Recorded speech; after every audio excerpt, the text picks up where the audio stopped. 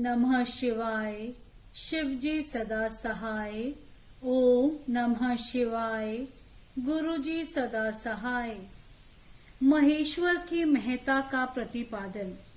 वायु देवता कहते हैं, महर्षियों, इस विश्व का निर्माण करने वाला कोई पति है जो अनंत रमणीय गुणों का आश्रय कहा गया है।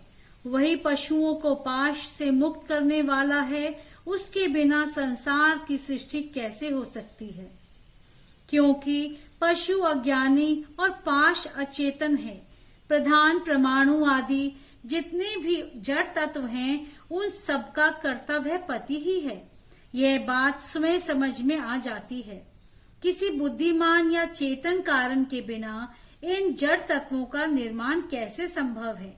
पशु, पाश और पति का जो वास्तव में पृथक पृथक स्वरूप है, उसे जानकर ही ब्रह्मवेता पुरुष योनि से मुक्त होता है। क्षर और अक्षर ये दोनों एक दूसरे से संयुक्त होते हैं। पति या परमेश्वर, पति या महेश्वर ही व्यक्त जगत का भरण पोषण करते हैं। वे ही जगत को बंधन से छुड़ाने वाले हैं। भोक्ता, भोग्य और प्रेरक ये तीन ही तत्व जानने योग्य हैं। विज्ञ पुरुषों के लिए इनसे भिन्न दूसरी कोई वस्तु जानने योग्य नहीं है। सृष्टि के आरंभ में एक ही रुद्रदेव विद्यमान रहते हैं, दूसरा कोई नहीं होता। वे ही इस जगत की सृष्टि करके इसकी रक्षा करते हैं और अंत में सबका संहार कर डालते हैं। उनके सब और नेत्र हैं, सब और मुख हैं, सब और भुजाएं हैं और सब और चरण हैं। ये ही सबसे पहले देवताओं में ब्रह्मा जी को उत्पन्न करते हैं। श्रुति कहती है कि रुद्रदेव सबसे श्रेष्ठ महान ऋषि हैं। मैं इन महान अमृत स्वरूप अविनाशी पुरुष परमेश्वर को जानता हूँ। इनकी अंगी कांति सूर्य के समान है। ये प्रभु अज्ञान अंधकार से परे विराजमान हैं।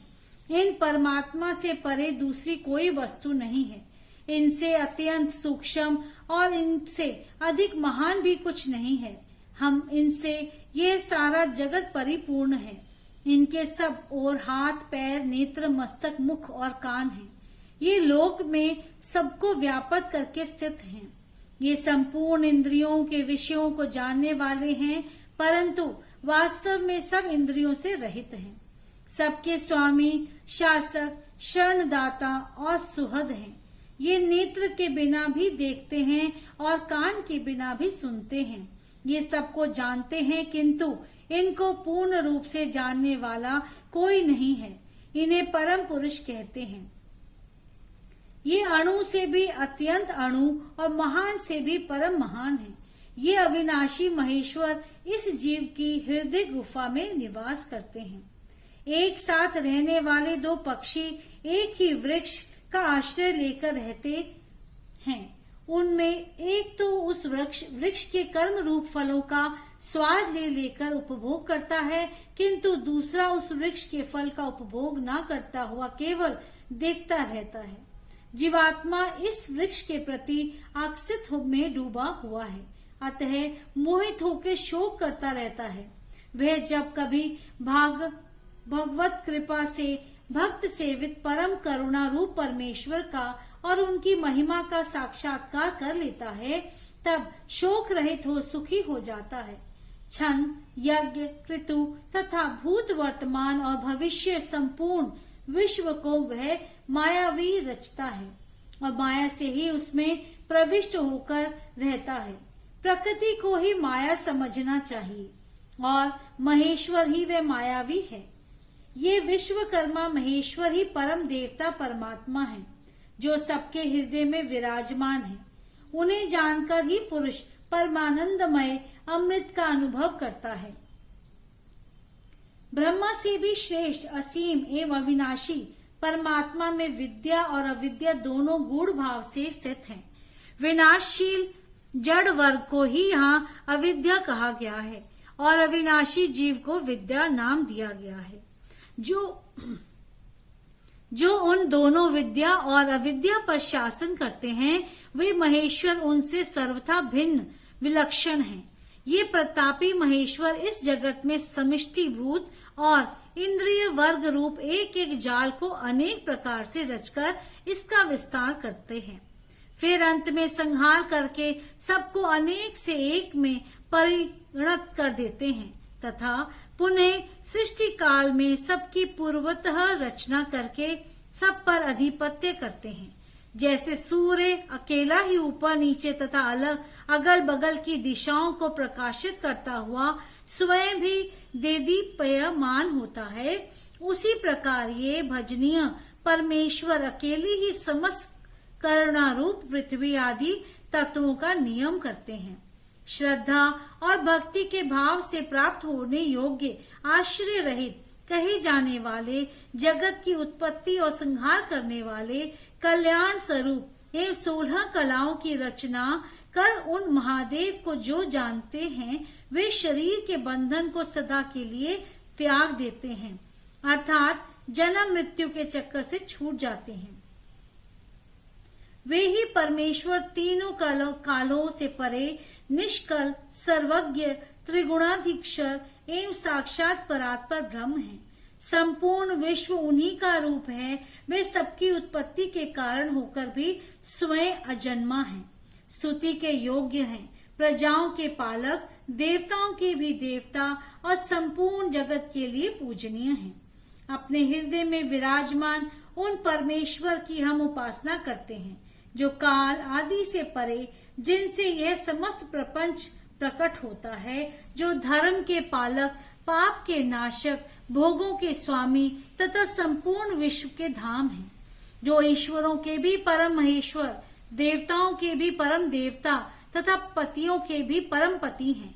उन भुवनेश्वरों के भी ईश्वर महादेव को हम सबसे परे जानते हैं। उनके शरीर रूप कार्य और इंद्रिय तथा मन रूपी कारण नहीं है। उनके समान और उनसे अधिक भी इस जगत में कोई नहीं दिखाई देता। ज्ञान, बल और क्रिया रूप उनकी स्वाभाविक पराशक्ति वेदों में नाना प्रकार की सुनी गई है। उन्हीं शक्तियों से इस संपूर्ण विश्व की रचना हुई है। उसका ना कोई स्वामी है, ना कोई निश्चित चिन्ह है, ना उस पर किसी का शासन है। वे समस्त कारणों का कारण होता हुआ भी उनका अधीश्वर भी है। उनका ना कोई जन्मदाता है, ना जन्म है, ना जन्म के माया मलादि हेतु ही है।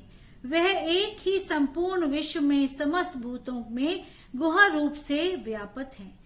वही सब भूतों का अंतरात्मा और धर्माध्यक्ष कहलाता है।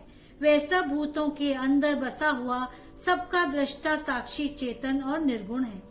वह एक है, वशी है, अनेकों विश्वात्मा, निष्क्रिय पुरुषों को वश में रखने वाला है।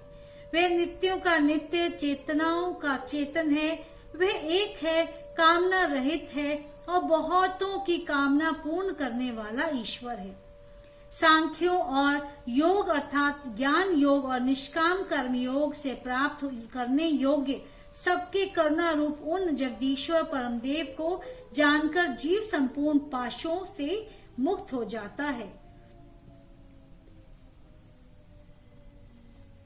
वे संपूर्ण विश्व के सृष्टा, सर्वज्ञ, स्वयं ही अपने प्रकाश से के हेतु ज्ञान स्वरूप, काल के भी सृष्टा, संपूर्ण दिव्य गुणों से संपन्न, प्रकृति और जीवात्मा के स्वामी, समस्त गुणों के शासक तथा संसार बंधन से छुड़ाने वाले हैं।